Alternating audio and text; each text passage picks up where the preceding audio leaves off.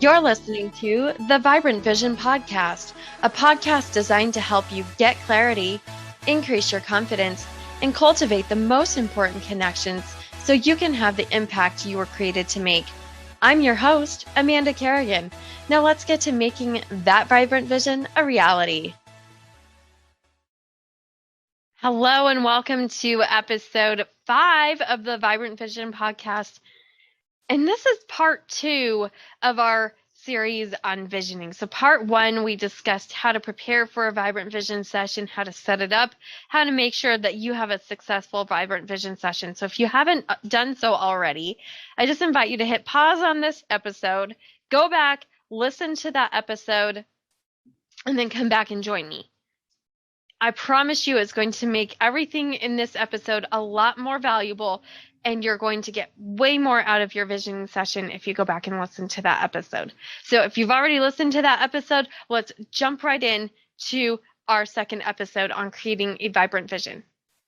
So now that you've scheduled your vibrant vision session and gotten away and gotten scheduled and found a place, prepared yourself physically, mentally, emotionally, and spiritually, and have determined to have fun with it, let's talk about what happens when you actually get to your vision session. So how you choose to vision is completely up to you, but I just want to give you a few tips. I want you to really bring your imagination and then a way to capture it. So either a sketch pad or a journal. Again, like I mentioned last episode, writing it out is going to be way more beneficial to you and stimulate your right brain, that creative side of your brain, to start really being thoughtful about this. If you're a visual processor, draw it out. If you're a verbal processor like me, write it out, handwrite it out. Again, I can't handwrite because I'm blind, but I do use Braille.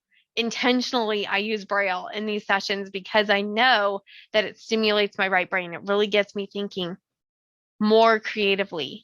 Your vision is totally yours, but if it helps to have magazines or Pinterest boards that inspire you, have those already prepared.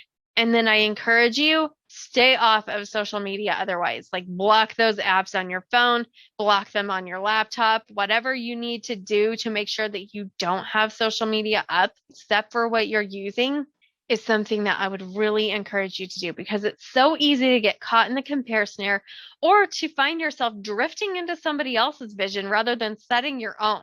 And that is a real problem. So just remember, your vision is yours. No one else should be dictating your vision. And don't let anybody else have an idea of success for you but you and God.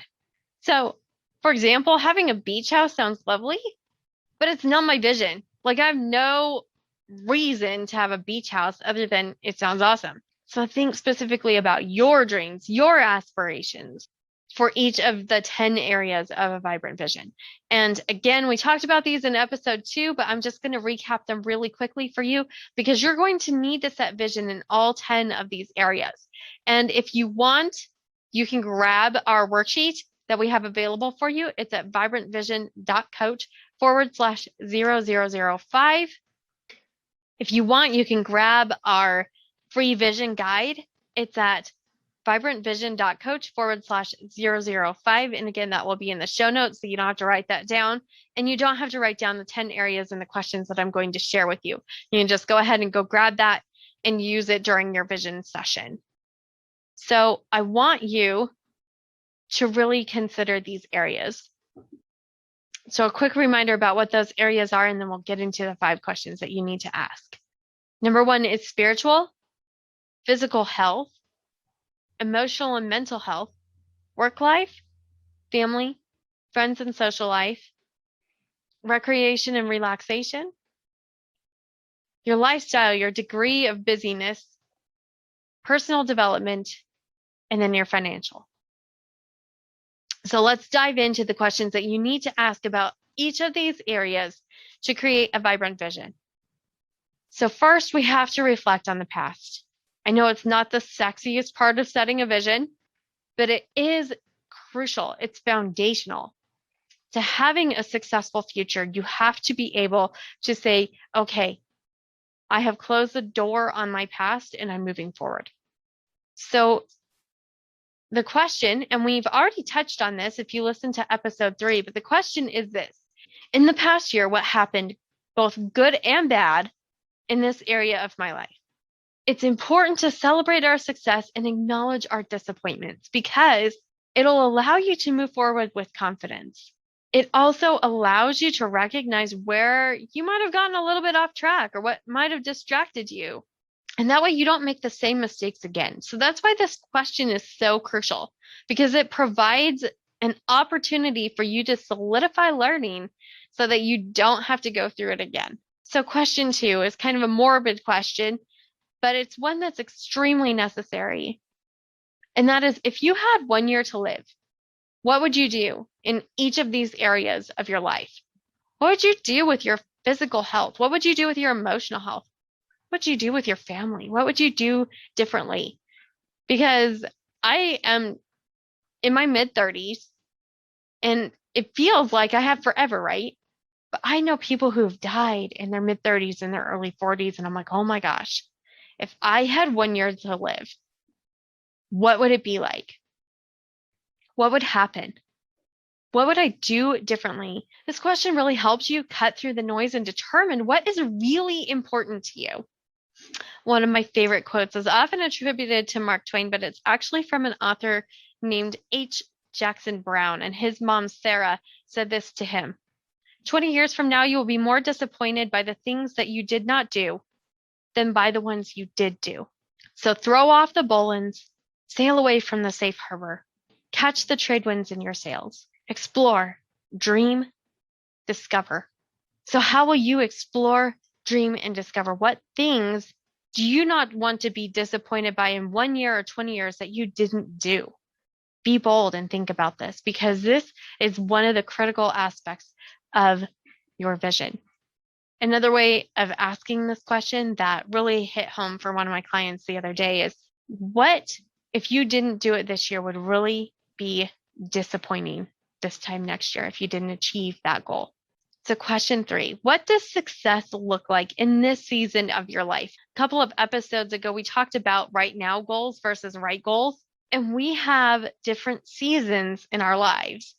The Bible calls us taking us from glory to glory. And I think that that is such a beautiful picture of what we go through. I'm in a significantly different season in my life today than I was a year ago.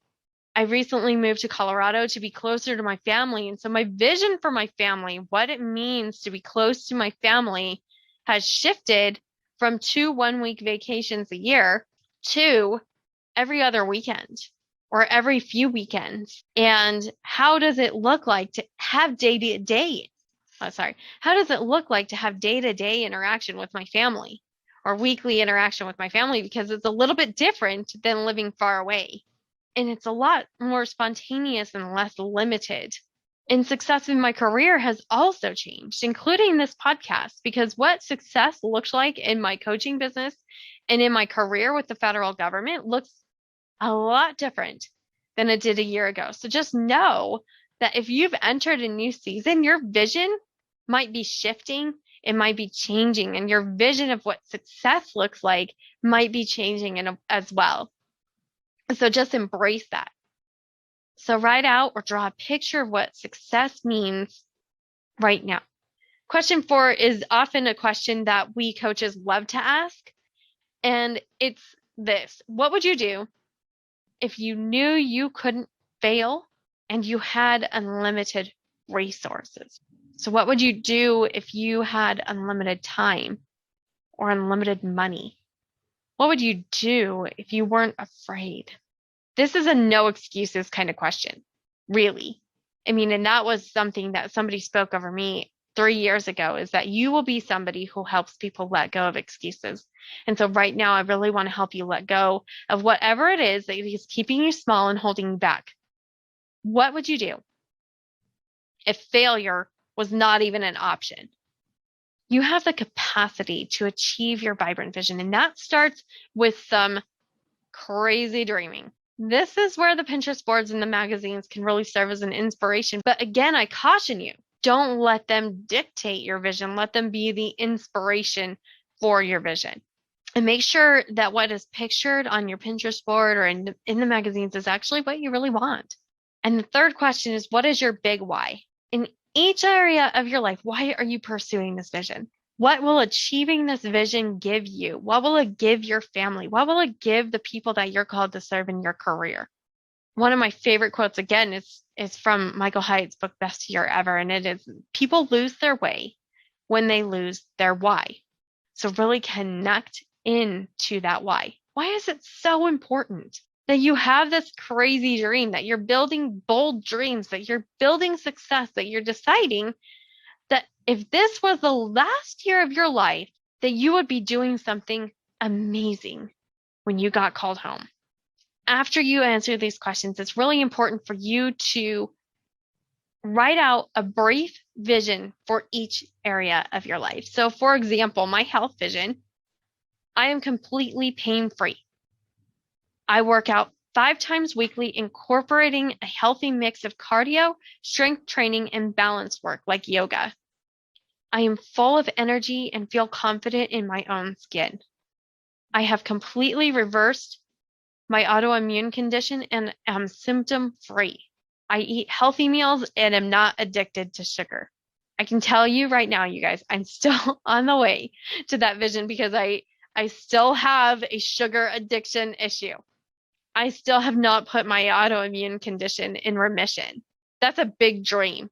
And in fact, a lot of people who are in Western medicine say you can't do it. But I know people who have. And that's a vibrant vision. It scares me. It requires significant sacrifice. So that's my vision for my health. That's a pretty personal vision to share with you. And so I feel like you can be empowered now to write a very personal, deep vision that pushes you forward. So again, those questions are, in the past year, what happened both good and bad in each area of your life? If you had 1 year to live, what would you do in this area of your life? And again, you're answering for all 10 areas. What does success look like in this season of your life, in this area of your life? What would you do if you knew you wouldn't fail and if you had unlimited resources? And what is your big why? Again, you can grab a worksheet with those 10 areas and these 5 questions in a place for you to write your vision. You can find that at vibrantvision.coach/005. And again, I would really appreciate a review if you enjoyed this episode. It helps me reach more people and it helps more people achieve their vibrant visions as well. So until our next episode next week, get clear, get confident, get connected, and live your vibrant vision.